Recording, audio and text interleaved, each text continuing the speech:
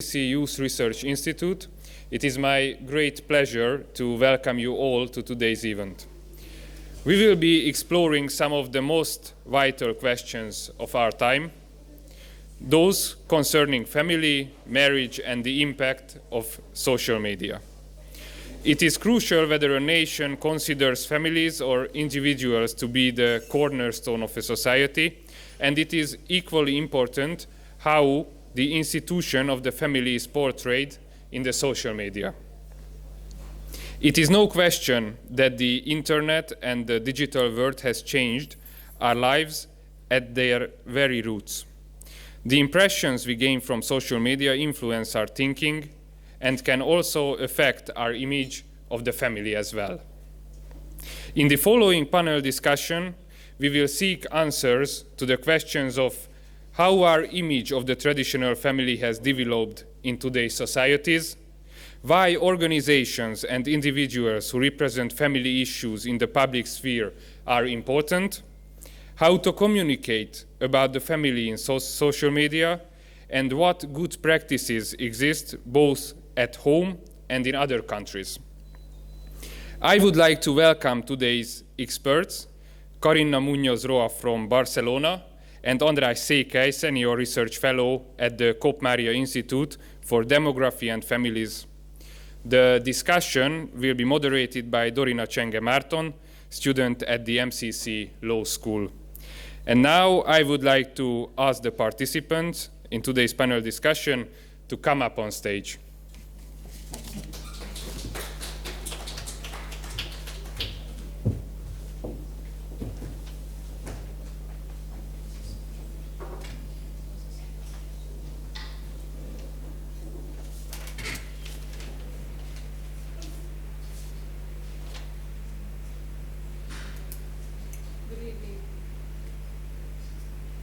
Good evening, everyone. Welcome to our discussion on family images in the social media. I am very delighted to welcome our guests here. Carina Muñoz Roa, digital creator who runs a very popular Instagram page called El Amore and Teoria, sharing real-life stories and inspirations about modern family life. And please welcome also András Székely, Senior Research Fellow at the Kopp Mária Institute for Demography and Families, KINCS, which is an acronym for treasure in Hungarian, whose research focuses on family policy and social attitudes toward family life. Thank you so much for joining me in this inspiring discussion. Now let's begin by asking, how has our understanding of traditional family changed?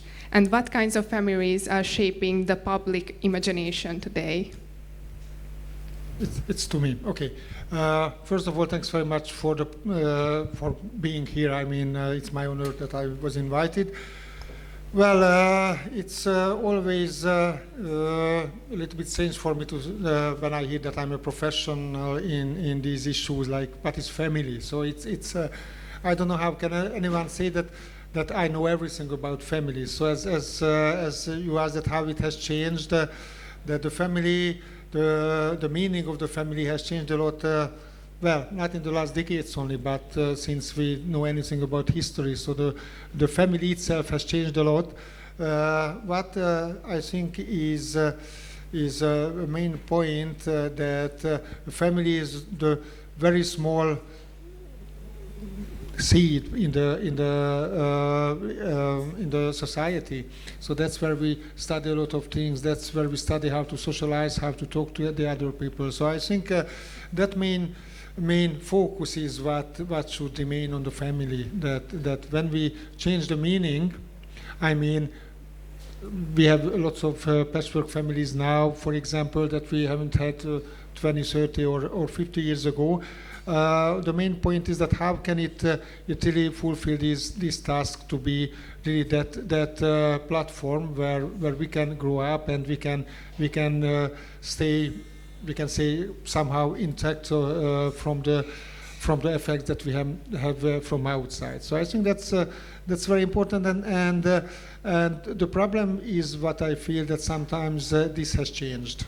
So in many countries, the role of the family has changed. So I think that's a bigger problem, that a lot of tasks are taken away by other institutions.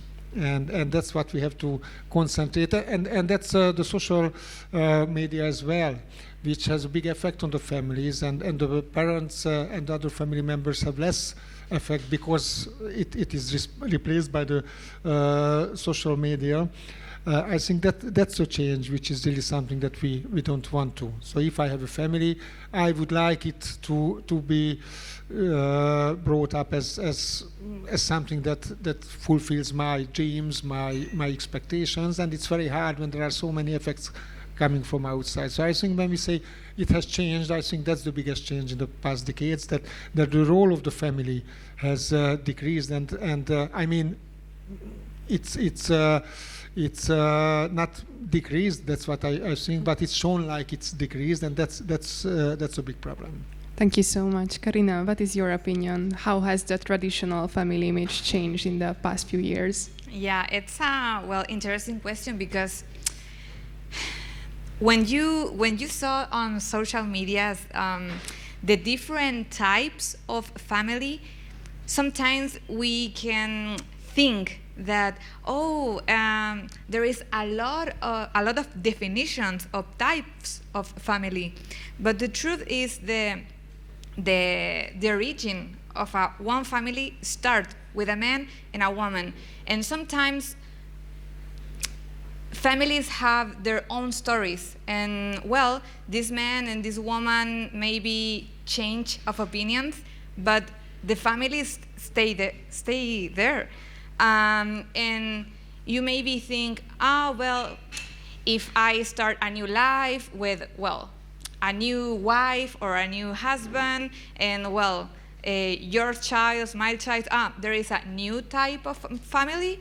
In my opinion, there is not such a thing. Family, it's the project of a woman and a man. Then if they are lucky and have children, they have a project in mind. And if the family concept change in laws or in culture terms, doesn't matter, because the beginning of every family start with a man and a woman. So that's my opinion. Thank you. András, from a researcher point of view, we speak a lot about traditional families, man, woman, children.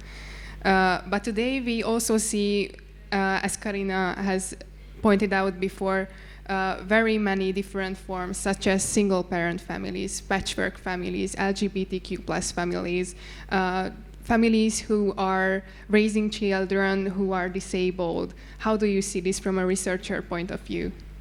Well, one of my main topics is the mental health. So I'm not just researching families and social issues, but also the mental health. And what we can really see that these families called traditional families have the best mental health usually. So that's because of, for example, if you are a single parent, then of course you have much more problems. It's much harder to bring up your children. So that affects your mental health as well. So it's a complex issue why the mental health is better in the traditional families, but mainly that's what we found in the surveys. So if you ask how the people are feeling, how happy they are, how satisfied they are with their life, that's what we can see, that the families, the traditional families, are usually reporting the highest level of well-being, and even better if they have children, small children. So that's what we see, that we can debate what the reason is, but definitely families, traditional families, especially with children, feel better. Thank you. Now that I have mentioned these all types of families, is there a generational gap in defining traditional families? Do you think that my point of view would be so different from your point of view? What are both of your opinions on that? Is that a real phenomenon, that the Gen Z, for example, is defining families other ways than it's supposed to be? Well, the thing is that with the social media thing, we think the world has changed a lot. But in reality, there is if you put in numbers, the quantity of, families or people who want to be a different type of family, it's really a minority. But in social medias or, television, cinema, even in novels now, we think that this is the new reality.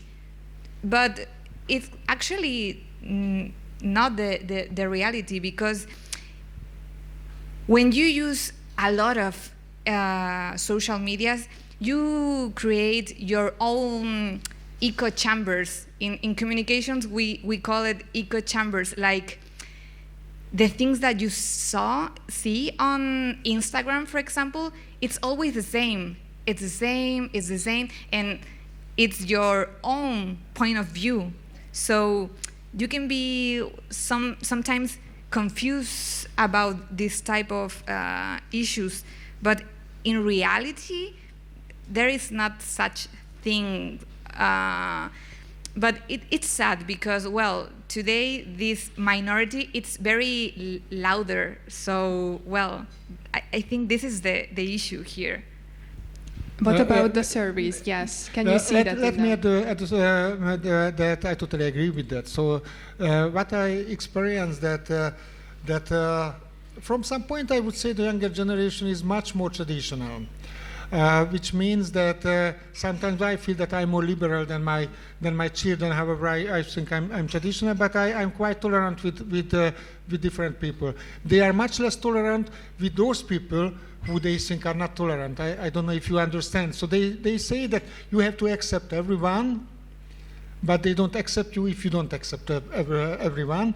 And on the other side, if you see their life, you see that they are not living differently, and sometimes even more strict ways. So, for example, what I see with the young generation, that after a very short time, they start to live together. That was normal in our age. When we fell in love, we were going out together for a long time, and then we married, and then we lived together. So just cohabiting wasn't accepted when I was young. Now it's totally normal that after some weeks or even shorter time, they start to live together. So they make the connection much tighter. So it looks like they are accepting very strict rules without having a marriage. And then they are living in a kind of marriage which is not a marriage, but at the same time their expectations are at least as tough as our expectations were at the time, what you can do in that relationship. So even if it's not a marriage, they and it's mainly men and women. So it's not LGBTQ partnerships usually. So I really think that the younger generation is a little bit more traditional, but the way how they are doing is different. And what you told that this minority is much louder, that's totally true. So if you go to a conference and you start talking about these issues, only those minorities start to say what they think about these things, and most of the people who are traditional are quiet, and they don't say that what they think. And on the internet, on the social media, you see this information bubble that really you click on something, then the next news is about the same, and it looks like everyone is thinking that way. However, if you look around in your family, you look around in your friends, most of the people are really quite traditional in their life. Maybe that's not what they are saying, but if you see how they are living their life, you see that it's not different. Yeah, it's like a imitation of a traditional life. Yeah. And what do you think? Is there any surveys about that maybe living together? Let me make this easier. So before, the recipe was dating, marriage, moving together. And now it's more like dating, moving together, and then marriage. Is it like because of the feelings, or is it more like an economical kind of thing? Is there any data about that? Why people are doing this? Maybe the social media. Can you tell me something about this? But I think it's a kind of habit. I mean, everyone is doing that. That we are doing that. The other is that it's it's a kind of lack of how can I say? So we don't trust ourselves enough. That means that if I'm just dating with someone, then it's always risky if she or he will be with me in 1 year time. If we are living together, I can keep my eye on the other, and I'm much more safe in that relationship. So I feel like we don't trust each other enough, including ourselves, and that's why it's so fast that okay, we move together, and then it's much easier, it's much less risky. However, I don't agree with that, because that's a kind of relationship which has much more risk on the other side. But that's something that makes the life a little bit easier. For example, for economic reasons as well, because then we can share the cost. But instead of dating, which is a really good time of our life to get to know the other without living together, it's missing. Thank you. Karina, this is actually leading me to my next question to you. You live in the world of social media, which is not about research, it's more like about emotions, images, and what we see and what emotion it creates in ourselves. Does this social media put such a big pressure on young people to move together? Is there any connection in that? Or how do you see that? Is it making us nervous that we see so many happy families in the social media? Well, the thing is that when you see a lot of people moving together instead of marriage, sometimes it's for economical reasons, but I think it's, well, a little bit tricky, because if you are not in a real strong commitment with someone and you live with this person, but the relation doesn't work and finish, it's even more expensive, the issue here. Because And harder. yeah, because one of the people here need to, well, move out and split furnitures and things like that. But when you are married, you have a real commitment with terms in conditions, like, for example, inconditionality. I don't know if I say correct this word. Okay, thank you. Yes, you are. Husband, thank you. And now we're living in a, like Bauman says, that now we're living in a liquid modern society, when then every relation and every bond now it's really unstable. So live in this kind of relationship is very risky. So marriage instead, it's very safe, because you have a real commitment. You know that when you wake, if you're lucky, the person that you choose to spend the rest of your life is going to be next to you. But in the other form of relation, there is not such thing. So in social media, the thing is that when you see happy relationships and, for example, open relationships or polyamorosy kind of relationship, they only sell to you the good part. But the risky part, the bad part of this kind of relationship, they don't show us to you these things, because, well, it's not sexy. But even in marriage, now in social media, people are more transparent about their lives. I live in Spain now, and in Spain it's really, really funny, the phenomenon about family influencers, because they open the door of their houses, and it's buried. For me, it's, I don't know.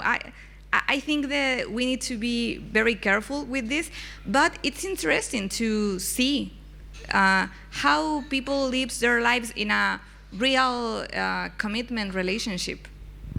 Okay, but I don't know how it works. I mean, when you open your house, your family, and show in the media, because it's like, okay, let's switch on the cameras and let's show how we work when the camera is not switched on. So it's a paradox. So Yes. so it's still a picture which is not true. No. So I'm sure that if you know the camera is on, then you will not have such a big problems in at home. Then you switch off the cameras, and then you let the problems go on. So it's not a real picture still. Yeah, So yeah, and I think it's very dangerous because, for example, now we are more conscious about the risk of put, for example, pictures of our children's on internet.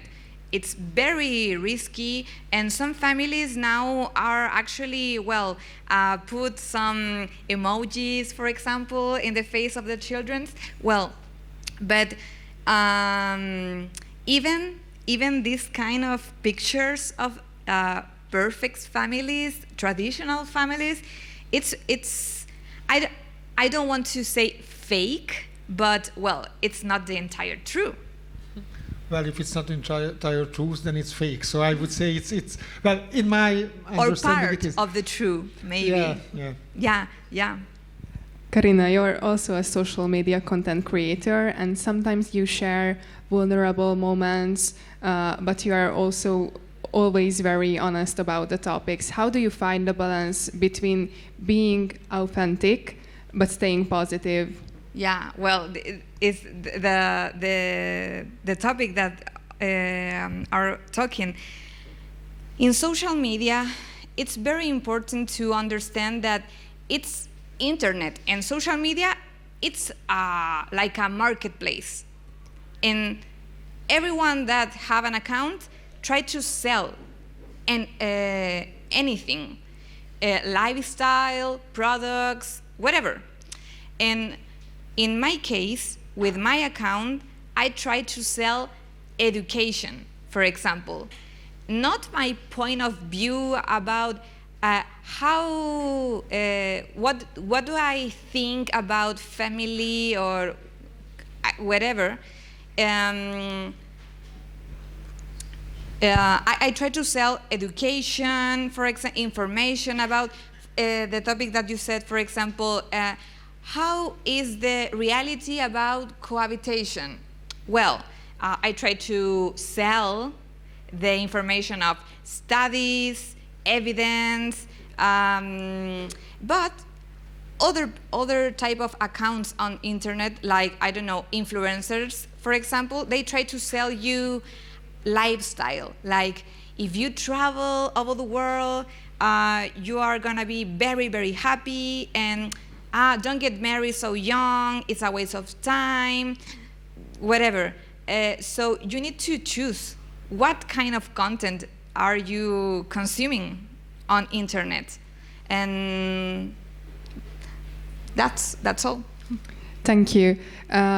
I would also like to ask, how often do you post about diversity groups, and have you noticed any change in the interaction of your followers in those topics? Like, it can be also positive, but it's not, for example, the heteronormative relationship, or it is parents who are raising disabled children or patchwork families. What are the reactions to those posts? Yeah, I am not an activist on Instagram, but and it's funny because yesterday I talked to my husband because there is a really famous host of TV in Chile, and she had children with Down syndrome, and she said openly that for her, known about the legalization of killing this kind of child, for her was very painful. And what other women said to that girl, "Oh, you are a horrible human being because you bring this child to this horrible world. And what happened if the child, you die? Who is gonna take care of your children?" And I say, "Oh my God." She opened her heart on internet, and well, so I try to read the comments, and sometimes I try to ask to these people what are the reasons that they tell these kind of things. Because one of the women says, "Oh, so I think it's the worst. If you are poor and you bring children like this to this world, you are a horrible person." And I say, "Oh, so you think that, poor people don't deserve life?" And yeah, this girl insult me, obviously. And for example, for other examples are different type of families or minorities of things like that. Well, people, it's very cruel. So I try to don't push this button very often.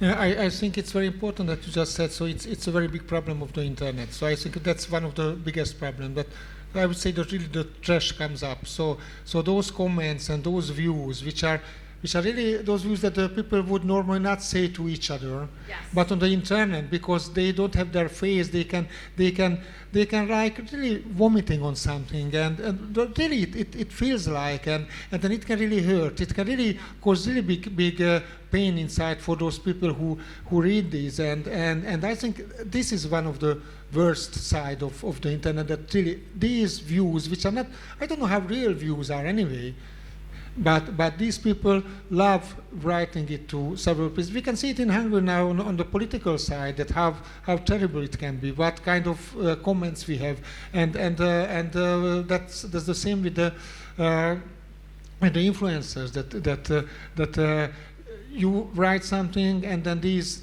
really disgusting comments come sometimes, but someone who is touched, who feels that you wrote something which is important for him or her, and then reads something like that can really cause such a big pain.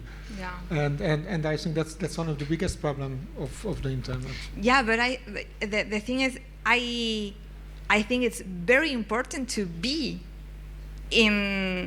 on internet, because if people like us don't share this point of view, the others are gonna be the storytellers of the society today.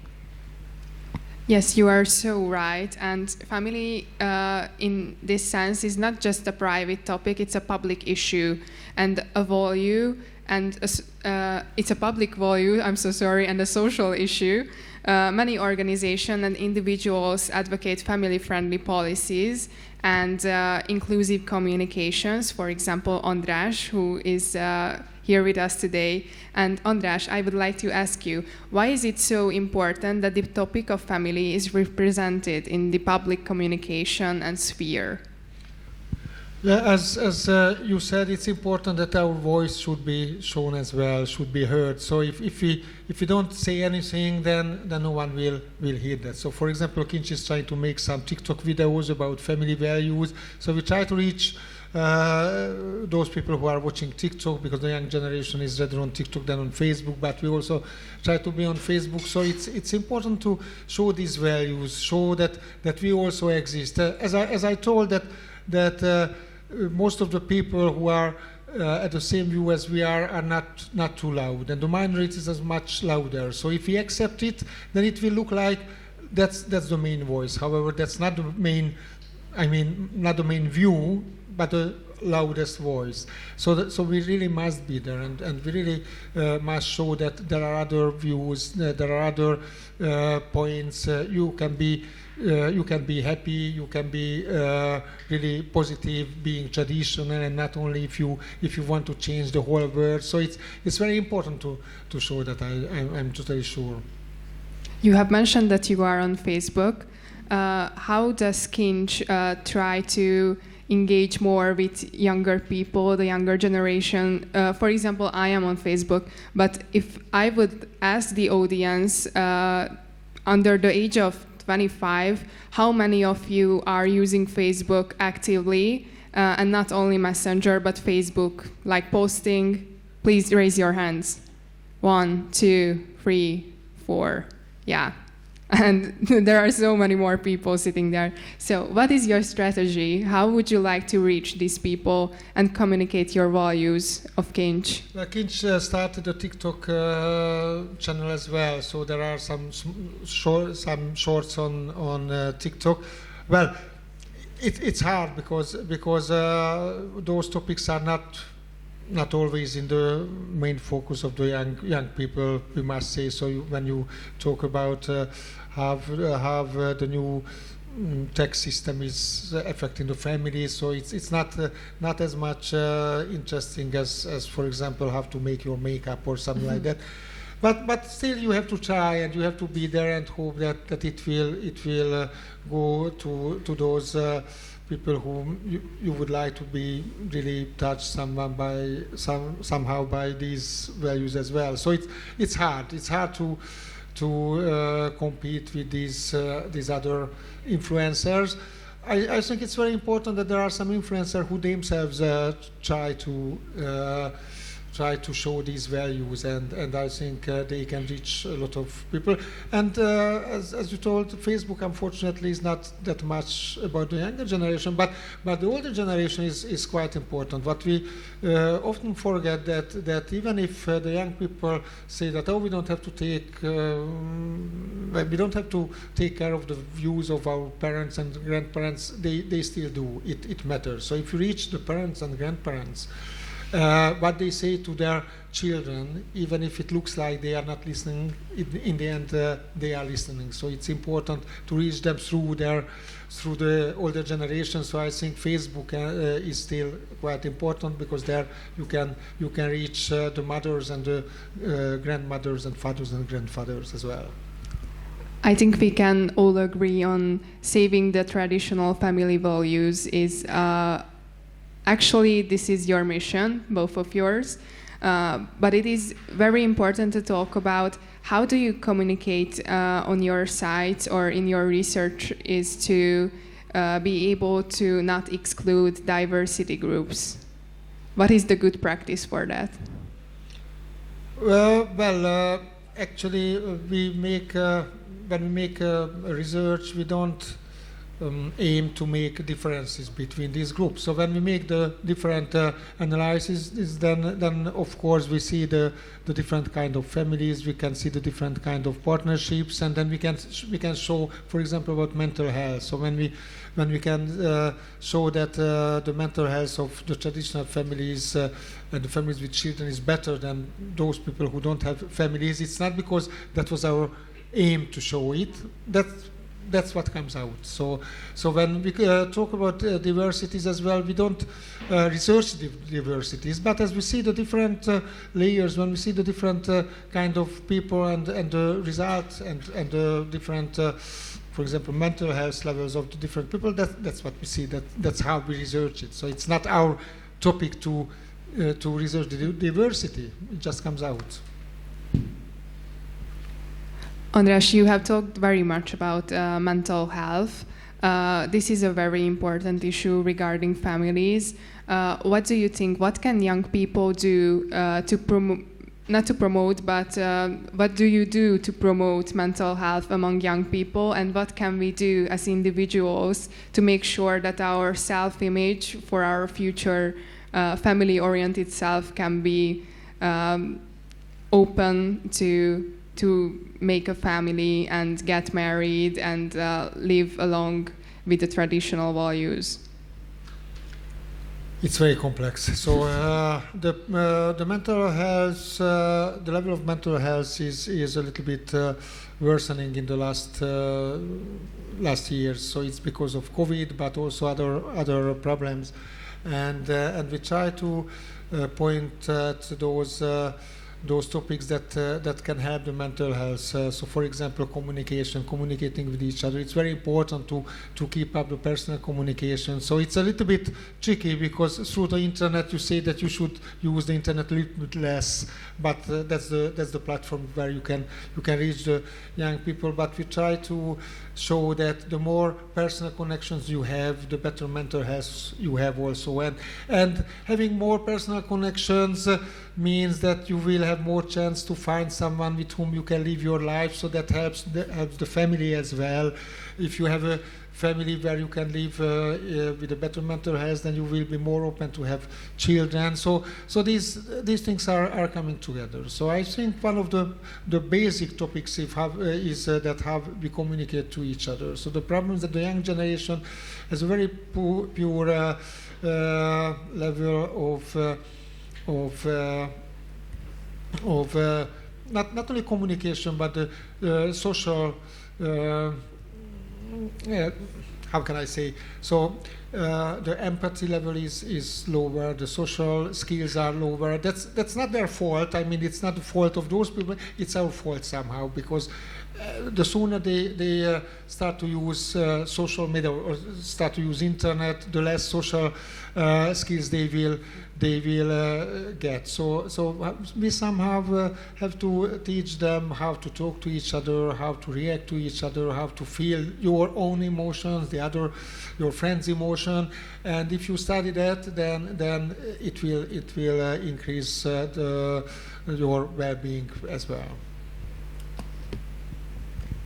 Karina, do you have something to add in this term? Yeah, because well, in social media, there is a lot of studies that show us that the use of social media in a very young age is the cause for a lot of mental health issues, anxiety, less self-esteem, a lot of comparison, the consumerism, and well, the exposure for pornography, things like that. So build a healthy relationship, and then, well, find a good love, get married. It's really a challenge today if you are like, well, a little bit,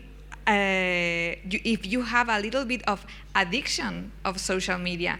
If you spend a lot of time on social media, the results are here. Anxiety, well, a lot of problems. So it's important to be very selective about what social medias I want to see and what accounts on social media I want to follow, and what time I'm gonna spend in the social media thing.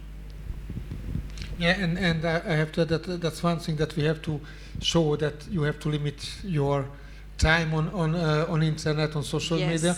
But what is very important, that we have to give them something instead. So it's not enough to say that stop watching your phone. Yes. We have to show something which is interesting, which makes their life interesting, which makes them happy, and then they feel that it's much better to go do this or do that instead of watching the phone and spending time on the social media. And that's hard. So it's not only that we take away the phone, it's very important, but at the same time we have to give something into their hands. So, and that's our responsibility, and that's hard, because it's really a kind of addiction, as you told, being on the social media. So you have to find some positive addictions. Yes, and that's why we need to encourage really strong families, because for parents, for example, for an adolescent, stay there for their kids. It's very important. today we know that, for example, sports are very important at that age. If you spend more time doing a sport, collaborative sports, for example, it's the natural consequence. It's you don't have so many time to spend on social medias because you have more interesting things to do. I totally agree with the sport, but we can put the aim a little bit lower. I remember, let's say, 20 years ago, we were complaining that how bad it is that the people are just watching the television. Yeah. But now I think it was an ideal situation when the family was sitting in the same room and watching one TV and talking about what they saw in the TV. So it was much better than the situation now. Totally agree. So even if we could go back there, that okay, let's see the social media, let's watch the social media, but let's watch it together. Yeah. Then that would be totally different. Or another thing that the cigarette consumption among the young people is decreasing, but that's in many cases it's because they just don't stand up from their computer. Yeah. They are playing, they are watching the social media. So sometimes some people say that even smoking would be better. but it's so watching the social media all day long, it hurts much more. So that's so bad that sometimes even these other addictions would be better than being addicted to the social media. It's interesting because there is a experiment with rats that show us that consuming, for example, sugar and cocaine have the almost the same kind of addiction, and with social media it's almost the same because the level of dopamine that you release when you saw social media, it's a lot. So your response to entertainment, it's lower. You need more entertainment and more funny stuff, and it's really hard to fight with these kind of things. So I agree because for example, the television example, it's very good. Today, much parents try to understand what kind of cartoons see their kids, and now the Bluey fever in USA, it's amazing because it's a really simple cartoon about, well, a dog of family dogs, very traditional family dogs, and children love it, parents love it. So it's important to create that kind of entertainment to replace the social media thing. Increased screen time has been on the table for a long time, but in my opinion, it has been tremendously increased with the COVID. And the COVID has brought something else too regarding families in the social media.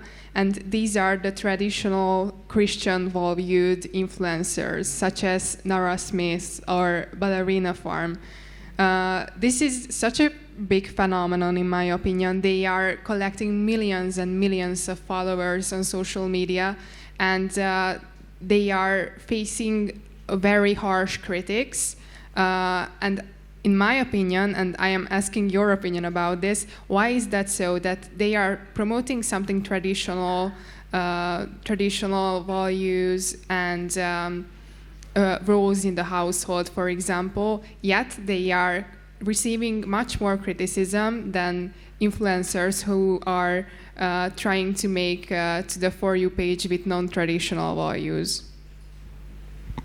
Well, the example of Ballerina Farm, it's very funny because there is this huge movement on Instagram called the Tradwife movement, and the feminist side of the social media says that it's the worst thing that it can happen because it's like looking forward. So I think what the Ballerina Farm puts on our tables the coziness of the houses, cooking, stay surrounded by family, and yeah, it's very irresistible to eat your own bread and things like that. But the other part of the audience says, this is very unrealistic because I don't have time to make my own bread. I don't have chickens and whatever, the ballerina farm style of life. And for this type of family, it's very realistic because, well, the girl lives in a farm. But for people like me, city girls, yeah, I don't have chickens or anything at all. But only the perspective of make my home a cozy place, a safe place, it's very attractive on social media. And the article of the New York Times release about this issue of ballerina farm, it was, well, very, I don't know how to say, unfair article, because they try to sell us the images of oppressing women of their, I don't know, 10 or 7 children, I don't know. So yeah, we need to be very careful and very selective with the content on social media because, well, the truth, it's there, but we need to find and, well, defend the truth. Yeah, going back to the original question, that I think it's the same again, that these minorities are much more loud and they have much more negative comments on these than those people who agree with it. So myself, I don't like commenting. So if I agree, even if I don't agree with something, but if I agree with something, why should I say that? Oh, you are right. I just watch it. It's not like when I'm watching the TV, I don't want to say to them that, oh, I agree with you. I just listen and think about it. So that's one thing. And this new way of well, I don't like saying this liberal side because that's not the real liberalism, I think. But this new way of thinking doesn't accept that you are traditional. I feel myself traditional, and I accept that someone wants to change the world. If they want, they can try. I don't want to because I like a lot of things that has been existing for a long time. But they don't accept it. So if I don't want to change everything, that I'm wrong, I have to get out of sight. I shouldn't make a channel on Instagram or TikTok or anywhere. So I shouldn't advertise this way of thinking because everything should be changed. So when I was talking to feminists and I said that I think the main point should be a free choice for a woman to choose if she wants to work in a company or she wants to work at home with the children. I think that choice should be given to a woman. And then the feminists say that no, if a woman doesn't want to, if a woman wants to stay at home with the children, then she's misled. Then she's affected by the traditional way of thinking and the patriarchist way of thinking. So if a real woman doesn't want to stay at home. So if you see that point, then what can you say? So that's where you cannot really argue. So that's if someone is showing that you can live your life this way and you can be happy, then they feel like it's totally stupid. So the tolerance is not existing on that side. That's I think the main problem. Even if they are advertising that they are so tolerant, no. So especially the tolerance is totally missing. We have discovered the two sides of the sphere, threadwife movement and being very traditional, and on the other side is being very modern, working, for example, 2 jobs as a woman, going home and maybe not spending that much time with our children than we are trying to. But what would be the perfect way for forming a family, which is not from the social media, but what is the reality and what is authentic, what is reachable for the audience here in the future? I think it's a very important question, and I think the main point is that we should all know ourselves. So the self-awareness is the first step, and then if we can decide, if we really know what we want. So that's very hard. So the problem is that we believe the social media, or we believe our parents, or we believe anyone. That's a problem, because our life is our life. So we should really know, and that's the problem, that we usually don't know, that what is our target, what we would like to have in our life, what would make us happy. Would I be happy if I stay at home with the children? If I'm a woman, how could I live with a father who wants to stay at home with the children? Because in many cases that's what the women cannot accept.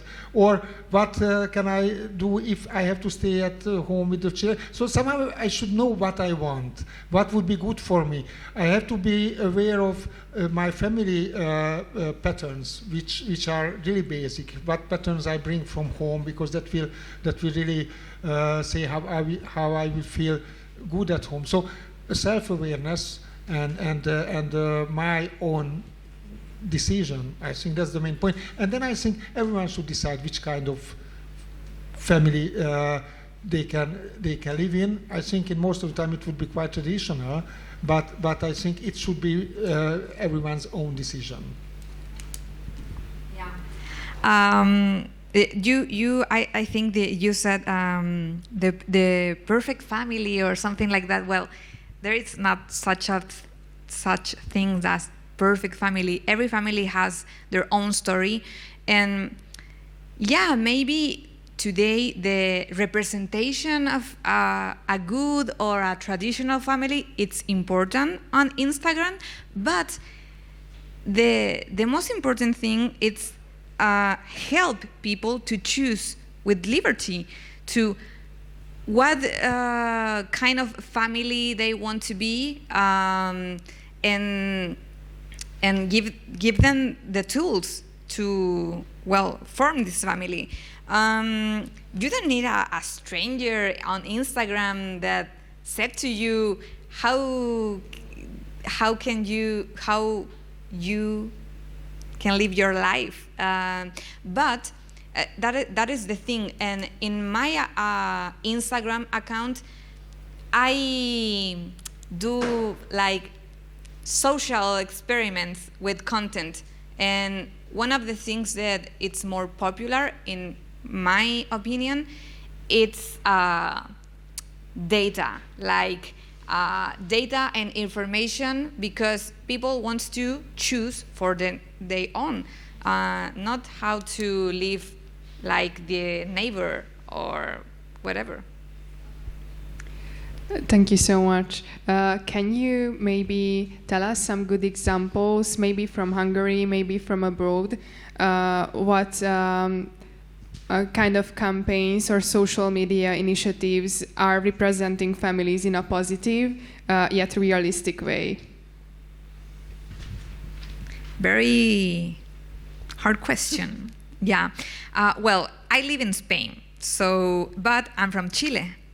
And the publicity or the, movies or popular series or, social media's initiative in these countries are very similar. But today, I think that, publicity and these kind of things, it's more targeted to the parents. So, for example, companies like, I don't know, can I say brands here? Yeah. For example, brands like Movistar, I don't know if, no. Movistar is a company of communication, for cell phones. They try to sell the image of protected parents from the adversity of internet from the children's, or for example the things like IKEA do for try to sell us the cozy and safe place, and always it's a really big family surround the table. So I encourage that kind of message in publicity, social medias, whatever. Yeah, and it's a little bit similar, but I think very important in Hungary is family friendliness, which is something that, as far as I know, doesn't really exist in other countries. That in Hungary there are different kind of family friendly awards which are given by governmental offices or municipalities, which means that a company is family friendly, or there is a family friendly award that can be given by a company who is qualifying the companies if they have enough offers, if the circumstances are good for families in that company. So that is something which is important, and that shows on one side that it's a kind of commitment to the family friendliness. And also it's a kind of market value, because the young people say, the young families say that they prefer working somewhere where they can live their family life while working for the company as well. So it's a value for the companies also if they can have this award. So I think it's a kind of positive campaign which can be used in other countries as well, because that shows that the family values are still important for many people. So it has market value. Thank you so much for this wonderful discussion. Now I would like to open up the floor for the audience to ask questions if they have any. Anyone brave enough? Please stand up and. Thank you so much for today's speech. It's really interesting because I'm also a psychologist, and then my dissertation topic is also about family values, especially intergenerational family values, which is transmitting and how it influences the well-being.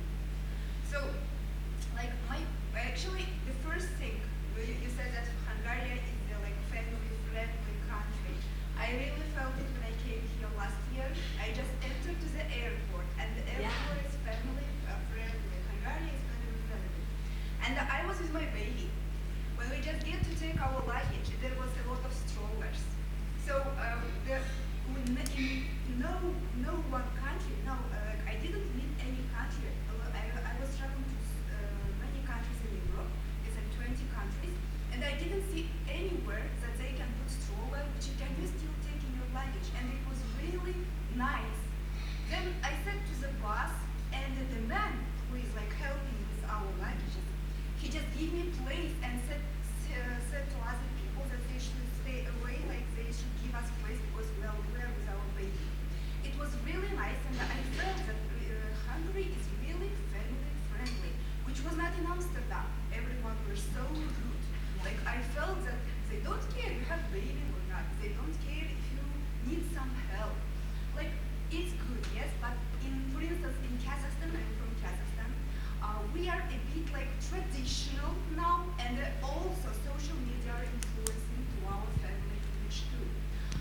You said we should be selective when we are taking some contents, but just family can give us this critical thinking. Babies, they don't have critical thinking. Even children, they don't have critical thinking. We are adults, and we see we have experience, so we start to have our critical thinking maybe after 18, 19 years old, yes, which is also very important, but should be given by the family. So nowadays, when you are doing this kind of topic, yes, research, do you interested to do this kind of research in the cross-cultural aspects? Because I'm really interested how it's going, how do you do it, how your government is supporting in these stuffs, and how it is in Hungarian family, because I saw Warsaw family, which is also a bit so traditional Hungarian families, which is a bit traditional, which is actually a bit similar with Kazakh families, but not a lot, because Kazakh families also we take a lot of contents from social media, and there is some stuff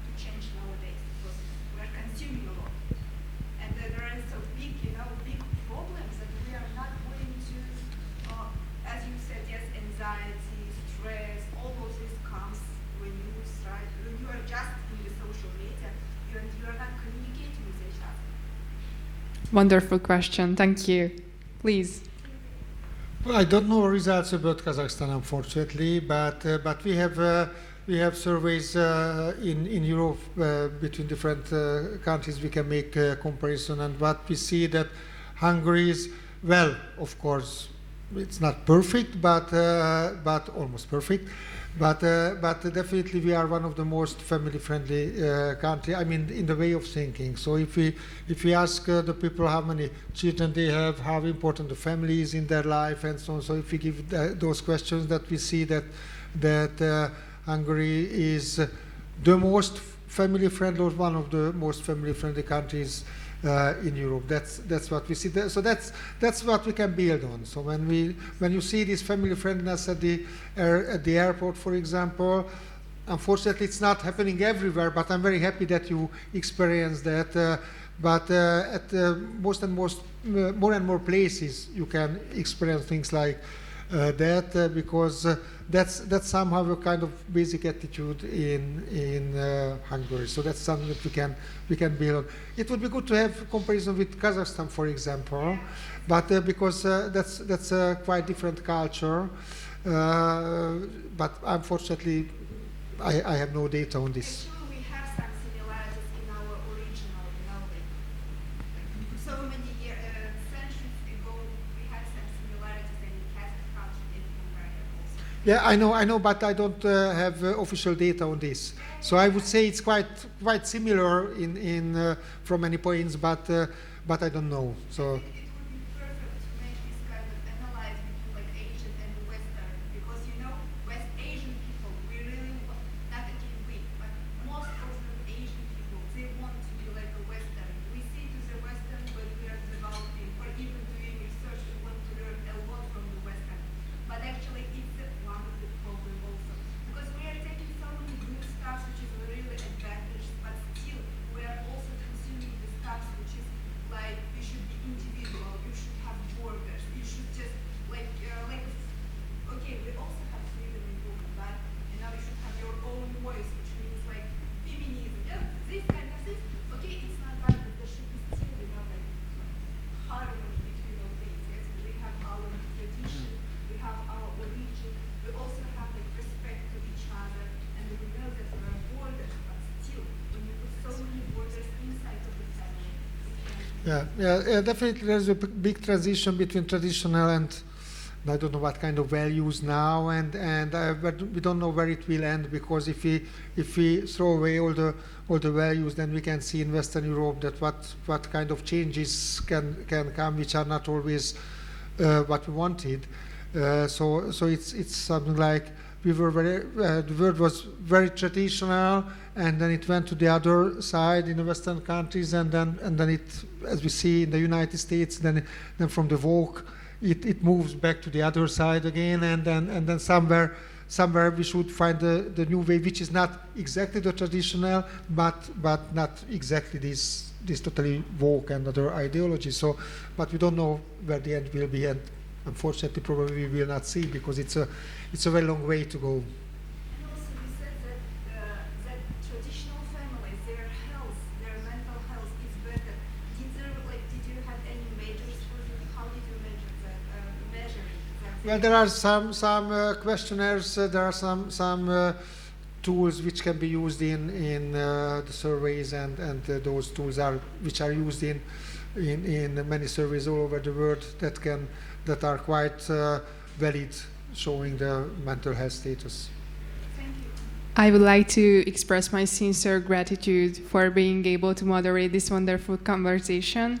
Thank you so much for joining us and participating in this important discussion.